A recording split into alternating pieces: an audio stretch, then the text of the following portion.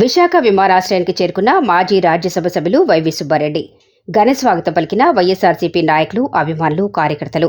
సుబ్బారెడ్డి మీడియాతో మాట్లాడుతూ, ఫలితాలు వెలువడిన వెంటనే రాష్ట్రంలో వైసీపీ నాయకులపై, ప్రభుత్వ ఆస్తులపై దాడులు మొదలయ్యాయని, రాష్ట్రపతికి, గవర్నర్కు, హ్యూమన్ రైట్స్కు ఫిర్యాదు చేశామని, ఈ దాడులపై కేంద్ర దృష్టికి తీసుకెళ్తామని, గవర్నర్కు ఫిర్యాదు చేసినా పట్టించుకోకపోవడంతో ప్రధాని నరేంద్ర మోదీ, అమిత్ షాకు కూడా ఫిర్యాదు చేశామని అన్నారు.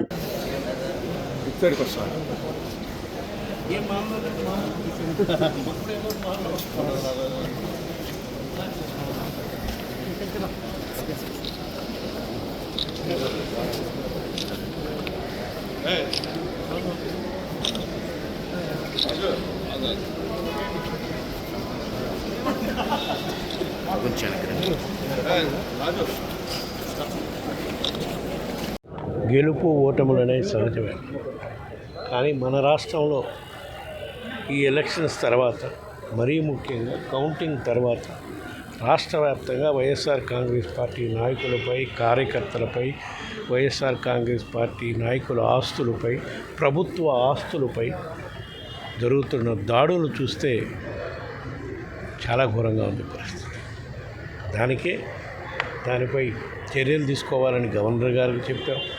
పోలింగ్ కౌంటింగ్ అయిపోయిన సాయంకాలం నుంచే స్టార్ట్ అయ్యి నిన్నటి వరకు కూడా దాడులు ఆగట్లేదు. గవర్నర్ గారి దృష్టికి తీసుకెళ్ళాం, అయినా దాడులు ఆగలేదు. అందుకని ఢిల్లీ వెళ్ళి రాష్ట్రపతి దృష్టికి, ప్రధానమంత్రి దృష్టికి, హోంమంత్రి దృష్టికి కూడా ఫిర్యాదులు అందించడం జరిగింది. నేషనల్ హ్యూమన్ రైట్స్ కమిషన్ కూడా ఫిర్యాదులు అందించడం జరిగింది. సాక్ష్యాలతో సహా ఏ విధంగా ఎక్కడెక్కడ దాడులు జరుగుతున్నాయని కూడా అన్నీ కూడా సమర్పించడం జరుగుతుంది.